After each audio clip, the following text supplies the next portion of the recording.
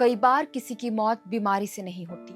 मौत उस सिस्टम से होती है जो इलाज तक पहुंचने से पहले ही इंसान को कागजों और नियमों की भूल-भुलैया में उलझा देता है। झारखंड के गढ़वा जिले से आई एक तस्वीर ने यही सवाल खड़ा कर दिया है। एक आदिवासी परिवार अपनी मृत परिजन का शव लेकर बैंक पहुंच जाता है। बैंक के अंदर धरना देता है। आरोप लगाया जाता है कि अगर बैंक समय पर उनका ही पैसा दे देता तो शायद आज ये मौत नहीं होती। लेकिन बैंक कहता है हमारे यहाँ कोई गलती नहीं हुई। तो आखिर सच क्या है? क्या एक ई-केवाईसी किसी की जान पर भारी पड़ गई? और क्यों इस घटना ने पूरे झारखंड में गुस्सा पैदा कर दिया है? यही पूरी कहानी आज आपको विस्तार से बताते हैं। नमस्ते, मेरा नाम है श्रेया और आप देख रहे हैं एयरना। झारखंड के गढ़वा जिले के रमना प्रखंड के रहने वाले एक आदिवासी बुजुर्ग थे, नाम रतन लकड़ा। परिवार के मुताबिक रतन लकड़ा लंबे समय से बीमार चल रहे थे। इलाज के लिए पैसों की सख्त जरूरत थी। उनके नाम पर झारखंड ग्रामीण बैंक में खाता था जिसमें सरकार की पेंशन आती थी, यानी इलाज के लिए पैसा था, लेकिन उस पैसे तक पहुंच नहीं थी। परिवार का आरोप है कि बैंक ने खाते से पैसे निकालने से पहले ई-केवाईसी पूरा कराने की बात कही। ई-केवाईसी यानी इलेक्ट्रॉनिक नो योर कस्टमर प्रक्रिया। यह बैंकिंग का एक जरूरी नियम है ताकि खाता धारक की पहचान की पुष्टि हो सके। लेकिन परिवार का कहना है कि नियम निभाने के नाम पर उन्हें लगभग 3 महीने तक बैंक के चक्कर कटवाए गए। परिजन के मुताबिक वे कई बार बैंक पहुंचे। हर बार कोई ना कोई नई बात कहकर उन्हें लौटा दिया गया। कभी कहा गया कि सिस्टम नहीं चल रहा है, कभी कोई दस्तावेज कम बता दिया गया, तो कभी अधिकारी नहीं मिलने की बात कही गई। इस बीच रतन लकड़ा की तबीयत लगातार बिगड़ती चली गई। परिवार का आरोप यही खत्म नहीं होता। उनका कहना है कि जब रतन लकड़ा की हालत इतनी खराब हो गई कि वे बिस्तर से उठ भी नहीं पा रहे थे, तब भी उन्हें बैंक लाना पड़ा।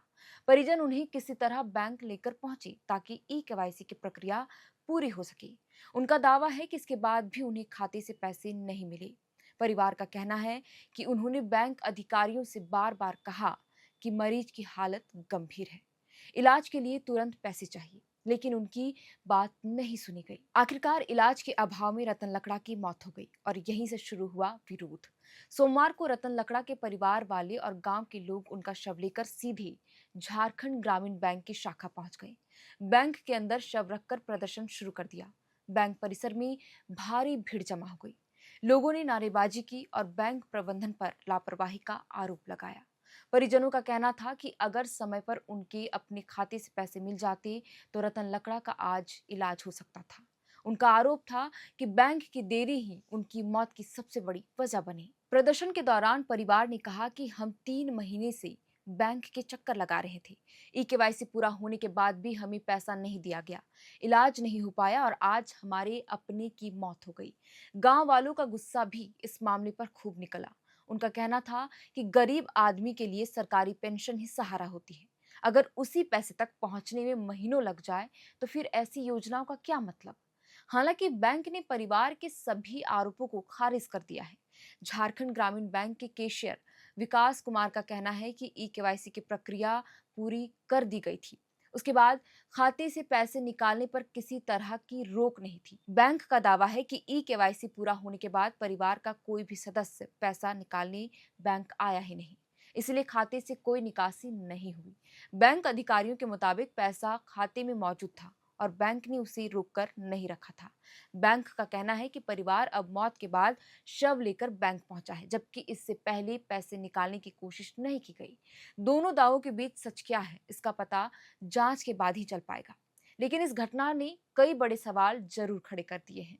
सबसे पहला सवाल, क्या ग्रामीण इलाकों में बैंकिंग सेवाएं इतनी आसान हैं जितना कागजों में बताया जाता है? सरकार लगातार digital India, direct benefit transfer और बैंकिंग समावेशन की बात करती है। करोड़ों लोगों की पेंशन, छात्रवृत्ति और दूसरी सरकारी सहायता सीधे बैंक खातों में भेजी जाती है। लेकिन अगर कोई बुजुर्ग, बीमार या आदिवासी परिवार बैंकिंग प्रक्रिया ही पूरी ना कर पाए तो खाते में पड़े पैसे का क्या फायदा? दूसरा सवाल ई-केवाईसी को लेकर है। ई-केवाईसी सुरक्षा के लिहाज से जरूरी है। इससे फर्जी खातों पर रोक लगती है और पहचान सुनिश्चित होती है। लेकिन क्या गंभीर रूप से बीमार लोग, बुजुर्ग और दिव्यांगों के लिए अलग व्यवस्था नहीं होनी चाहिए? क्या बैंक अधिकारियों को ऐसे मामलों में मानवीय दृष्टिकोण नहीं अपनाना चाहिए?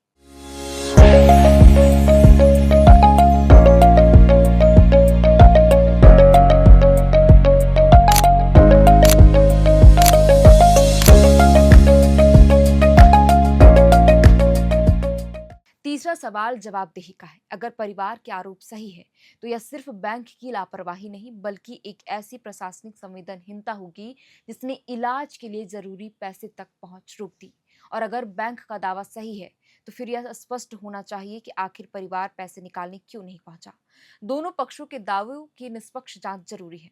गढ़वा की यह घटना सिर्फ एक जिले का या एक परिवार की कहानी नहीं है। देश के दूरदराज इलाकों में आज भी लाखों लोग बैंक, आधार, बायोमेट्रिक और दस्तावेजों से जुड़ी दिक्कतों का सामना करते हैं। कई बार मशीन फिंगरप्रिंट नहीं पड़ती, कभी सर्वर डाउन होता है, तो कभी छोटी सी प्रक्रिया पूरी करने में हफ्तों लग जाते हैं। इन देरी का सबसे ज्यादा असर उन्हीं लोगों पर पड़ता है जिनके पास इंतजार करने की गुंजाइश नहीं होती है। तो फिलहाल इस वीडियो में इतना ही। इस खबर से जुड़ी और अपडेट्स हम आपके लिए लाते रहेंगे, लेकिन अभी वक्त आपके इजाजत लेने का है। देखते रहिए एयर नाउ। मेरा नाम है श्रेया और इस पूरे खबर को लिखा था हमारे साथी रोहित ने और कैमरे के पीछे मौजूद है हमारे सहयोगी सुमन। बहुत बहुत शुक्रिया। FRP pressure vessels are made using fiber reinforced plastic, a powerful combination of high-strength glass fibers and corrosion-resistant resin. At Duraplast, we manufacture these vessels using advanced filament winding technology. Layer by layer, resin-coated glass fibers are precisely wound over a rotating mold, creating a structure that is lightweight, high-strength, and built to handle pressure. The result? Superior corrosion resistance, longer lifespan, lower maintenance costs for industries that demand performance without compromise. For customized FRP pressure vessel solutions,